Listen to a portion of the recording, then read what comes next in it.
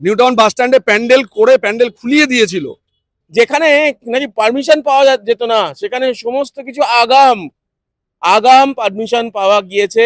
আমাদের 10 কিলোমিটার দূরে হনুমান মন্দিরের কাছে স্থান দেওয়া হয়েছিল, যেখানে পুজো করাটা চতুর্থী দিন রাত্রি 8টার সময় পারমিশন পেয়ে কার্যত অসম্ভব হয়ে গেছিল। এবার পুজোর যে ম্যাপ, সেখানে নিউ টাউন মেলা প্রাঙ্গণে সনাতনী দুর্গাপুজো, সেটা একটা উজ্জ্বল জায়গা হয়ে থাকে। জয় মা দুর্গা। কলকাতার দুর্গাপুজোর ইতিহাসে সনাতনী দুর্গাপুজোর সৃষ্টি হয়েছিল জানেন না? তৎকালীন বিরোধী দলনেতা শুভেন্দু অধিকারী তার নির্দেশে তার ইচ্ছা মতো নিউ টাউনে 2022-এ সনাতনী দুর্গাপুজো শুরু করা হয়। এখানে নিউ টাউনে একটা পুজো হয়, জানেন নিশ্চয়ই। হিডকোর প্রাক্তন চেয়ারম্যান দেবাশিস সেনের এবং তার স্ত্রীর পুজো নিউ টাউন সর্বজনীন, সেটাও 2022 সালে শুরু হয়। আর এটাকে আটকাতে হবে। আমরা রয়েছে এখন সেই সনাতনী পুজোর জায়গায়, যেটা কোর্টের অর্ডারে প্রথমে করতে হয়েছিল, তারপরের 2 বছর কোর্টের অর্ডারে করতে হয়েছিল, এবং তারপরে যে কি করতে হয়েছে, এই সনাতনী পুজো, এই শুভেন্দু অধিকারী তার বলা যেতে পারে স্বপ্ন, এই পুজো কলকাতার একমাত্র সনাতনী পুজো, সেইটাকে কিভাবে বাধাপ্রাপ্ত করা হয়েছে দিনের পর দিন। আর 2026-এ এসে তার সব অনুমতি পাওয়া যাচ্ছে এবং পুজো করা যাচ্ছে। আমরা রয়েছি যাদের সঙ্গে, যারা পুজো কমিটির, তাদের সঙ্গে রয়েছি। একটুখানি বলুন যে ঠিক সনাতনী পুজো বলে কি আক্রমণ হয়েছিল বিগত সরকারের প্রাক্তন মুখ্যমন্ত্রী মমতা বন্দ্যোপাধ্যায় এবং দেবাশিস সেন প্রাক্তন এখানকার সর্বেসর্বা। একটু তো এগিয়েই তো মানে 1 কিলোমিটারের মধ্যে নিউ টাউন সর্বজনীনের পুজো, আর এইটা হচ্ছে সনাতনী পুজো বলে কি আক্রমণ, মানে কি হয়েছিল আপনি বলুন।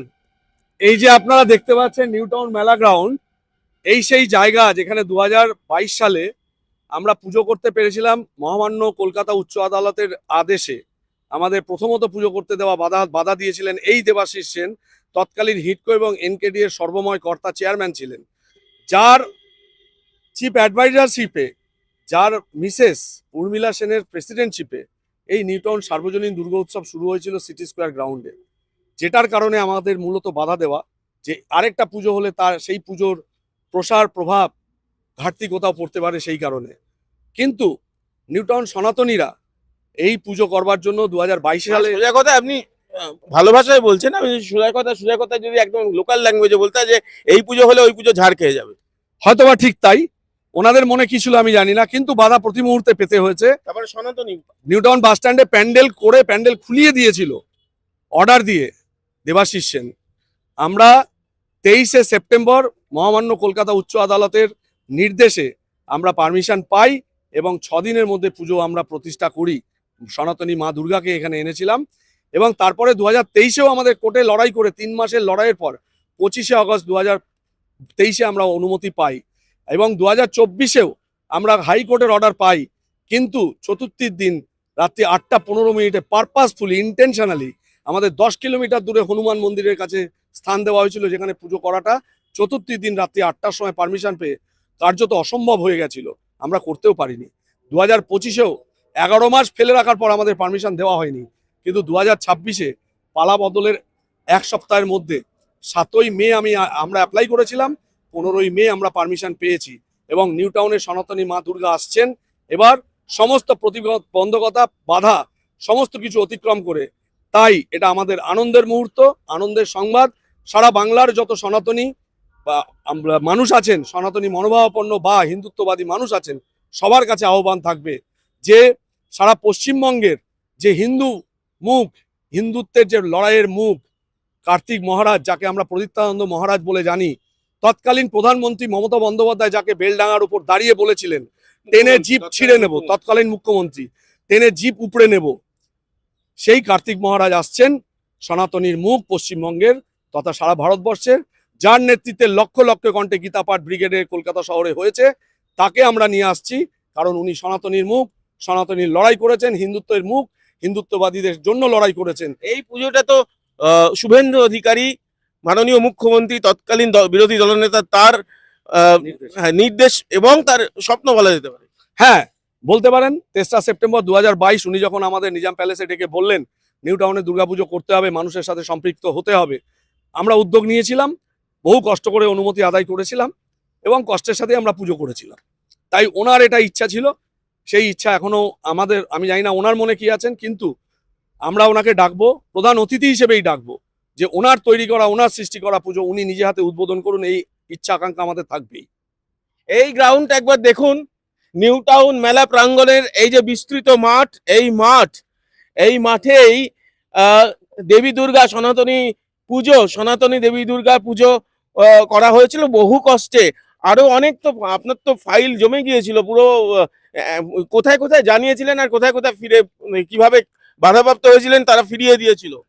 পশ্চিমবঙ্গের মুখ্যমন্ত্রী থেকে শুরু করে তৎকালীন ইউডিএম এর যে মিনিস্টার ছিলেন ফিরহাদ হাকিম, হিডকো সবাই জানতো, সেক্রেটারি থেকে শুরু করে কেউ বাদ যায়নি যে আমাদের পুজো যে বাধাপ্রাপ্ত হচ্ছে প্রতিবার সেটাকে জানানো, এবং তার বিরুদ্ধে, এই সিস্টেমের বিরুদ্ধে অন্তত 100 থেকে 150 আরটিআই এবং চিঠি আমি ব্যক্তিগত উদ্যোগে করেছি, যে সিস্টেম কিভাবে এক্সপ্লয়েট করেছে।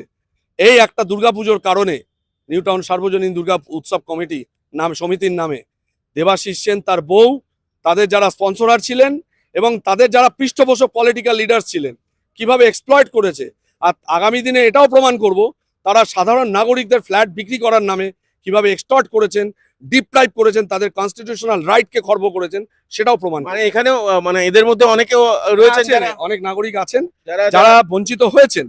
আমরা সামনে তুলবো, আগামী দিনে সেগুলো তুলবো, এবং বর্তমান যে প্রশাসন, এই যে পশ্চিমবঙ্গ সরকার, পশ্চিমবঙ্গে মানুষের সরকার প্রতিষ্ঠিত হয়েছে, একটা দোদণ্ড প্রতাপ ভিন্ডিকটিভ সরকারকে উৎখাত করে মানুষের রায়ে, সেই সমস্ত সরকার এবং সাধারণ মানুষকে আহ্বান করব যে আপনারা এই ধরনের মানুষ, দুর্নীতিগ্রস্ত যারা সিস্টেমকে এক্সপ্লয়েট করেছে, মানুষকে এক্সটর্ট করেছে, কনস্টিটিউশনাল রাইটকে খর্ব করেছে, সেটা রিলিজিয়াস রাইট হোক, পার্সোনাল প্রাইভেট রাইট হোক, খর্ব করেছে, তাদের সাথে কোনো রকমভাবে আপনারা সম্পৃক্ত হবেন না, সংযুক্ত হবেন না, শুধুমাত্র বদনামই হবেন। তাহলে বুঝতে পারছেন যে দুর্গাপুজো করার জন্য অসুরের সঙ্গে লড়াই করতে হয়, কোর্টের অর্ডার নিয়ে দুর্গাপুজো করতে হয়েছে।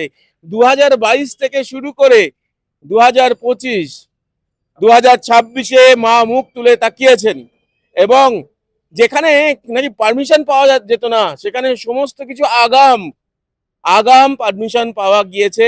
আর এইখানে নিউ টাউন মেলা প্রাঙ্গণে সনাতনী এই দুর্গাপুজো হচ্ছে, এবং এটা বলতে ভালো লাগছে মাননীয় মুখ্যমন্ত্রী শুভেন্দু অধিকারীর স্বপ্নের যে যে পুজো, সনাতনী দুর্গা পুজো, সেটা এখানে হচ্ছে। একসঙ্গে সবাই মিলে কি জয় মা দুর্গা একবার হবে?